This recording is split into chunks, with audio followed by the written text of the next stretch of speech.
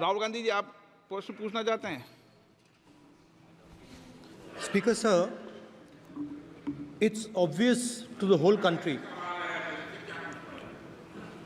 It's obvious to the whole country that there is a very serious problem in our examination system. This is not just a question of NEET, it is in all the major examinations.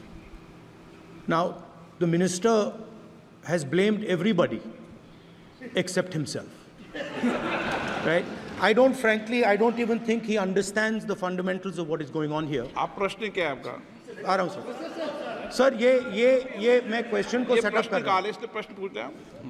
ये the issue is that there are millions of students in this country who are extremely concerned at what is going on and who are convinced that the Indian examination system is a fraud. That is what is at stake here. Millions of people believe that if you are rich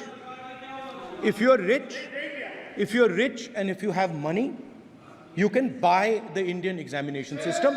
And by the way, and this is the same feeling that the people in the opposition have.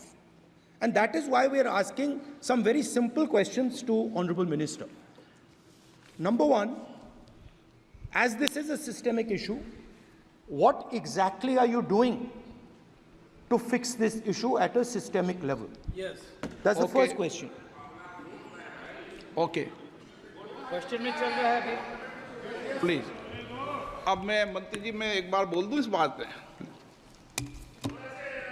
चलो मंत्री जी, आप short में जवाब दो, फिर मैं बोल ही देता हूं। आज आप शॉर्ट में जवाब देना। अध्यक्ष महोदय, मेरे जो शिक्षा है, मेरे जो संस्कार है, मेरे जो सामाजिक जीवन है, मेरे को मेरे राज्य की, मेरे सूबे की जनता की स्वीकृति मिली है। मैं किसी की, मेरे बौद्धिक और मेरे संस्कार की सर्टिफिकेट मेरे को सारी सदन में किसी से नहीं चाहिए।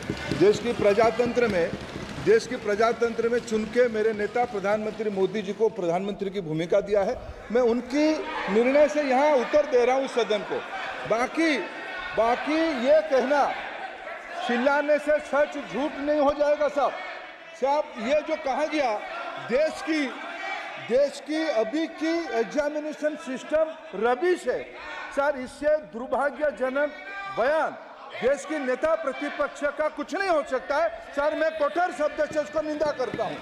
बाकी रहा, मैं सर आपके सामने, आपके माध्यम से देश के सामने सर एक तथ्य रखता हूं सर। जिन्होंने रिमोट से सरकारें चलाई है, 2010 में 3 बिल आया था सर शिक्षा सुधार के लिए। उन्हीं की पार्टी के नेता आदरणीय कपिल सिब्बल साहब 3 बिल लाए थे।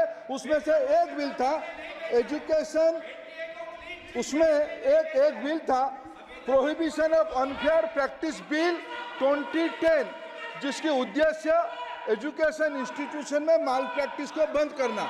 सर, मेरे सरकार की हिम्मत है, अभी हमने पब्लिक एग्जामिनेशन की रेगुलरिटीज में बिल लाए, कानून बनाए। क्या मजबूरी था कांग्रेस पार्टी की, क्या मजबूरी था नेता प्रतिपक्ष की? उन्होंने उस बिल को उल्टा किया, किसके दबाव में उल्टा किया?